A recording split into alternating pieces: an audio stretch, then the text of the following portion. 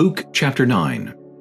Then he called his 12 disciples together, and gave them power and authority over all demons and to cure diseases. He sent them to preach the kingdom of God and to heal the sick. And he said to them, "Take nothing for the journey, neither staffs, nor bag, nor bread, nor money, and do not have 2 tunics apiece. Whatever house you enter, stay there, and from there depart. And whoever will not receive you, when you go out of that city, shake off the very dust from your feet as a testimony against them." So they departed, and went through the towns, preaching the gospel and healing everywhere. Now Herod the Tetrarch heard of all that was done by him, and he was perplexed, because it was said by some that John had risen from the dead, and by some that Elijah had appeared, and by others that one of the old prophets had risen again. Herod said, "John I have beheaded, but who is this of whom I hear such things?" So he sought to see him. And the apostles, when they had returned, told him all that they had done. Then he took them and went aside privately into a deserted place belonging to the city called Bethsaida.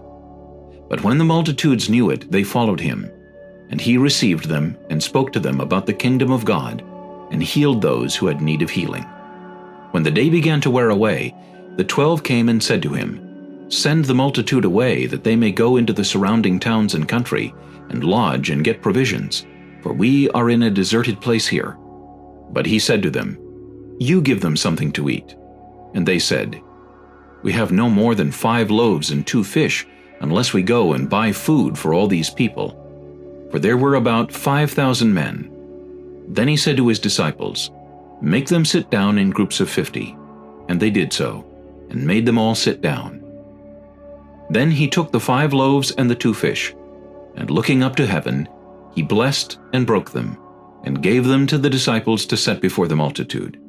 So they all ate and were filled, and 12 baskets of the leftover fragments were taken up by them.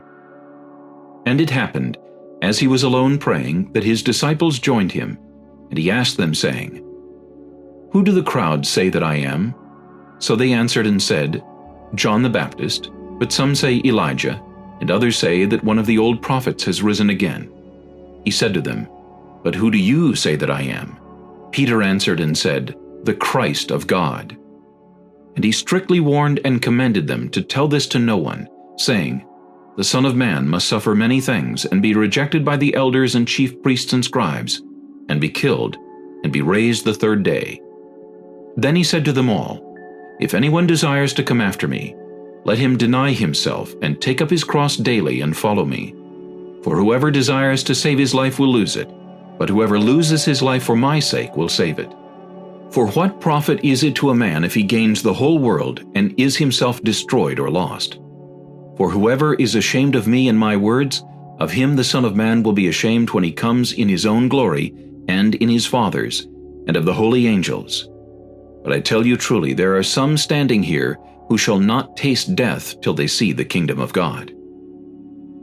Now it came to pass about 8 days after these sayings, that he took Peter, John, and James, and went up on the mountain to pray. As he prayed, the appearance of his face was altered, and his robe became white and glistening. And behold, 2 men talked with him, who were Moses and Elijah, who appeared in glory, and spoke of his decease, which he was about to accomplish at Jerusalem. But Peter and those with him were heavy with sleep, and when they were fully awake, they saw his glory, and the 2 men who stood with him. Then it happened, as they were parting from him, that Peter said to Jesus, "Master, it is good for us to be here, and let us make 3 tabernacles, one for you, one for Moses, and one for Elijah," not knowing what he said. While he was saying this, a cloud came and overshadowed them, and they were fearful as they entered the cloud. And a voice came out of the cloud saying, "This is my beloved Son, hear him." When the voice had ceased, Jesus was found alone, but they kept quiet, and told no one in those days any of the things they had seen. Now it happened on the next day, when they had come down from the mountain, that a great multitude met him. Suddenly a man from the multitude cried out, saying, "Teacher, I implore you, look on my son, for he is my only child. And behold, a spirit seizes him, and he suddenly cries out. It convulses him, so that he foams at the mouth, and it departs from him with great difficulty, bruising him. So I implored your disciples to cast it out, but they could not." Then Jesus answered and said, "O faithless and perverse generation, how long shall I be with you and bear with you? Bring your son here." And as he was still coming, the demon threw him down and convulsed him. Then Jesus rebuked the unclean spirit, healed the child, and gave him back to his father. And they were all amazed at the majesty of God. But while everyone marveled at all the things which Jesus did, he said to his disciples, "Let these words sink down into your ears. For the Son of Man is about to be betrayed into the hands of men." But they did not understand this saying, and it was hidden from them, so that they did not perceive it, and they were afraid to ask him about this saying. Then a dispute arose among them as to which of them would be greatest. And Jesus, perceiving the thought of their heart, took a little child and set him by him, and said to them, "Whoever receives this little child in my name receives me, and whoever receives me receives him who sent me. For he who is least among you all will be great." Now John answered and said, "Master, we saw someone casting out demons in your name, and we forbade him because he does not follow with us." But Jesus said to him, "Do not forbid him, for he who is not against us is on our side." Now it came to pass, when the time had come for him to be received up, that he steadfastly set his face to go to Jerusalem, and sent messengers before his face.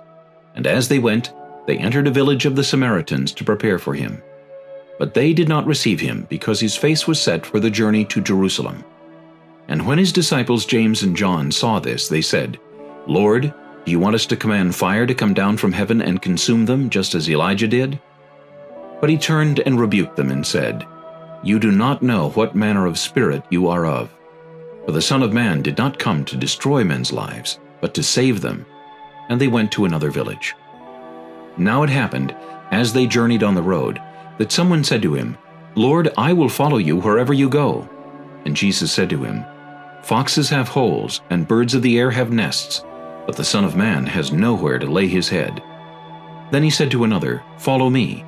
But he said, "Lord, let me first go and bury my father." Jesus said to him, "Let the dead bury their own dead, but you go and preach the kingdom of God." And another also said, "Lord, I will follow you, but let me first go and bid them farewell who are at my house." But Jesus said to him, "No one, having put his hand to the plow and looking back, is fit for the kingdom of God."